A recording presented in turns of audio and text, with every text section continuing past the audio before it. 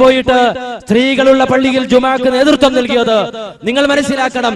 എന്നിട്ട് ചോദിക്കുമ്പോഴോ അത് പലപ്പോഴും ആരോപണമാണ്. ഞങ്ങൾ അറിഞ്ഞിട്ടില്ല എന്നാണ് പറയുന്നത്. ആ പള്ളിയിൽ സ്ത്രീകൾ വന്നിട്ടില്ല എന്ന് പോലും പറയുന്ന ആളുകളുണ്ട്. ആ പള്ളിയിൽ സ്ത്രീകൾ വരാറില്ല എന്ന് പോലും പറയുന്ന ആളുകളുണ്ട്. എന്നാൽ ആർക്കും നിഷേധിക്കാൻ സാധ്യമല്ല. നിങ്ങൾക്കറിയുമോ, 1000 അലവി സഖാഫിമാർ നുണ പറഞ്ഞാലും നുണ പറയാത്ത കുറെ യന്ത്രങ്ങൾ ഇവിടെയുണ്ട് എന്ന് മുട്ടി സഖാഫികൾ മനസ്സിലാക്കേണ്ടതുണ്ട്. നുണ പറയാത്ത കുറെ യന്ത്രങ്ങൾ. അറാദുള്ള ബഹ്റൈനിലെ അറാദു എന്ന് പറയുന്ന പള്ളി, ആ പള്ളിയിലേക്ക് കയറുന്ന വഴിക്ക് സ്ത്രീകൾക്കുള്ള വാതിൽ കാണാതെ ആ പള്ളിക്കകത്തേക്ക് കയറാൻ കഴിയില്ല. വളരെ വ്യക്തമായി സ്ത്രീകൾ ജുമാക്ക് വരുന്ന ആ രംഗം കാണാൻ കഴിയുകയാണ് എങ്കിൽ സഹോദരങ്ങളെ, നിങ്ങൾ മനസ്സിലാക്കേണ്ടതുണ്ട്, അറിയേണ്ടതുണ്ട്.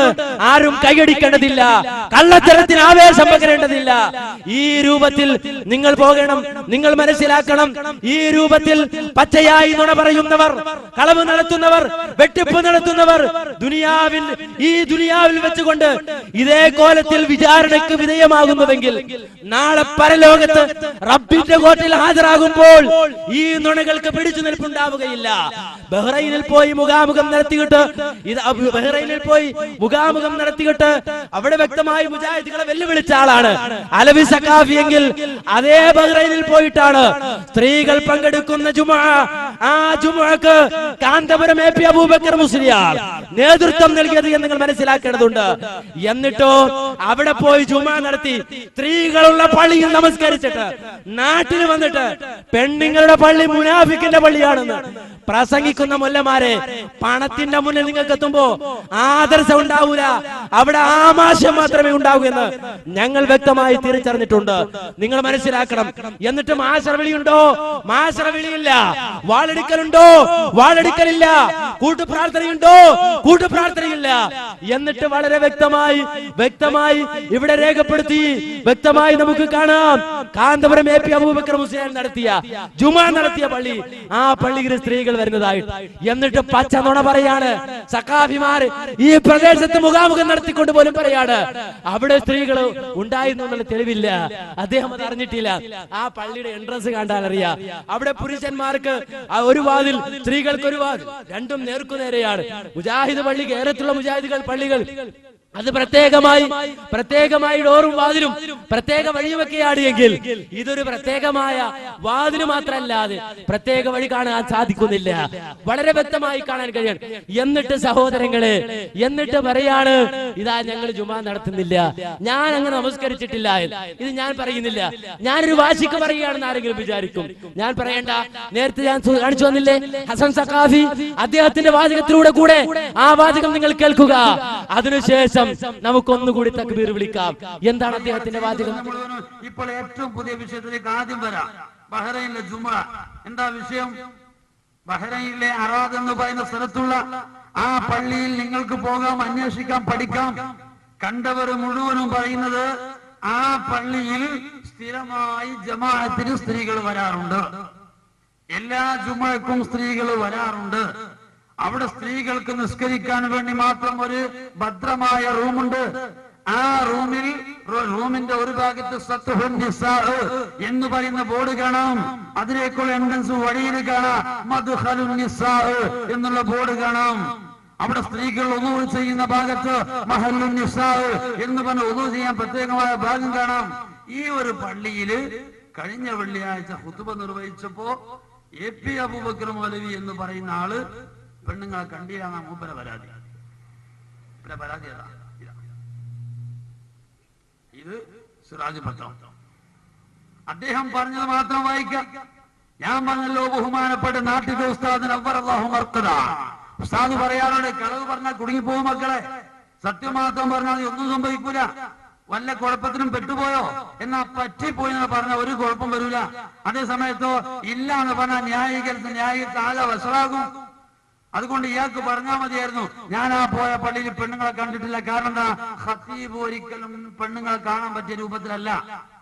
സ്വാഭാവികമാണല്ലോ. ഇദ്ദേഹം ഉളൂ ചെയ്ത് കാറിൽ കയറി നേരെ മിഹ്റാബിന് സമീപം വന്നിട്ട് അവിടെ വണ്ടി ഇറങ്ങി മിമ്പറിൽ കയറി ഖുതുബ നിർവഹിച്ചു. സ്ത്രീകളെ കണ്ടിട്ടുണ്ടാവില്ല. അയാളെ കുറ്റപ്പെടുത്താൻ പറ്റുന്നില്ല. അയാൾക്ക് അത് പറഞ്ഞാൽ മതിയായിരുന്നു. അയാൾ പറഞ്ഞത് ഞാൻ വായിക്കാം. ഹഡിങ് എന്താ? ബഹ്റൈൻ ജുമുഅ കുപ്പചരണത്തിന് പിന്നിൽ സുന്നി വിരുദ്ധ ഗൂഢാലോചന. സുന്നി വിരുദ്ധ ഗൂഢാലോചന. പെണ്ണുങ്ങൾക്ക് ഖുതുബോധി കൊടുത്തിട്ട് പിന്നെ സുന്നി വിരുദ്ധ ഗൂഢാലോചന എന്നാ കേട്ടോ. മനാമ ബഹ്റൈനിൽ ഞാൻ പങ്കെടുത്ത ജുമാ നിസ്കാരത്തിന് പള്ളിയിൽ സ്ത്രീകൾ ഉണ്ടായിരുന്നുവെന്ന പ്രചാരണം അടിസ്ഥാനരഹിതമാണെന്നും ഇതിനു പിന്നിൽ സുന്നി വിരുദ്ധ ലോബിയുടെ വ്യക്തമായ ഗൂഢാലോചന നടന്നതായും ജമിയത്തുൽ ഉലമ അഖിലേന്ത്യാ സെക്രട്ടറി കാന്തപുരം AP അബൂ മുസ അറിയിച്ചു. കേട്ടോ.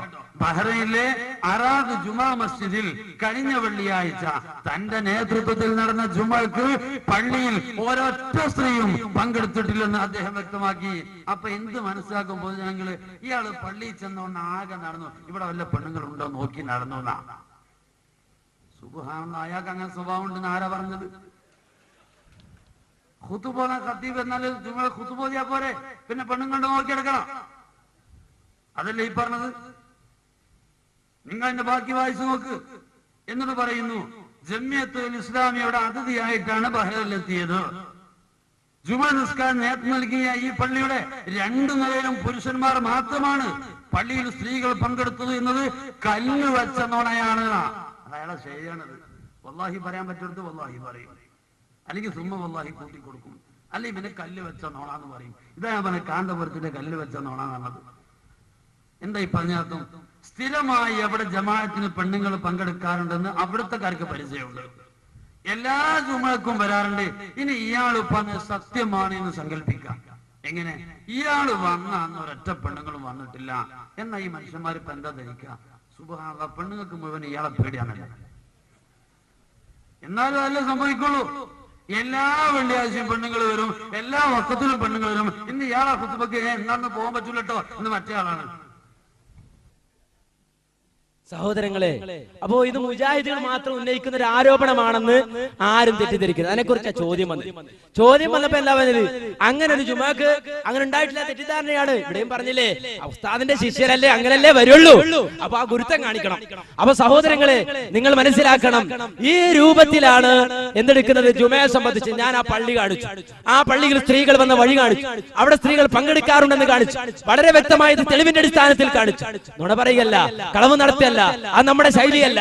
ആ ശൈലി നടത്തുന്ന ആൾക്കാർ ആരാണ് എന്ന് വളരെ വ്യക്തമായി അവരുടെ പണ്ഡിതന്മാർ, അവരുടെ കോളേജിൽ പഠിച്ചവർ, അവിടുന്ന് ഡിഗ്രി എടുത്തവർ, അവർ തന്നെ വളരെ വ്യക്തമായി പഠിപ്പിച്ചു പറഞ്ഞു തന്നു. ഇത്രയും വ്യക്തമാണ്.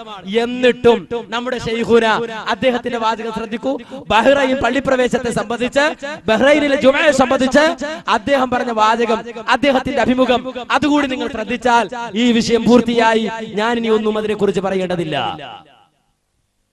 ലോകത്ത് മുഴുവനും മുസ്ലിം സ്ത്രീകൾ പള്ളിയിൽ വരേണ്ടതില്ലെന്ന് ഏകകണ്ഠമായി പണ്ഡിതന്മാർ പ്രഖ്യാപിച്ചിട്ടുള്ളതാണ്. കേരളത്തിലെ ഏതാനും ചില ഈ മുജാഹിദ് ജമാഅത്ത് ലോബികൾ ഒഴിച്ച് ലോകത്ത് എവിടെയും ഇവരുടേതായ ഈ വാദം ഇല്ല എന്നതാണ് സത്യം. കേരളത്തിലുള്ള ഒരു ഭാഗം മുജാഹിദുകളുടെ മാത്രം വാദമാണിത് എന്നാണ് പറയാൻ ശ്രമിക്കുന്നത്.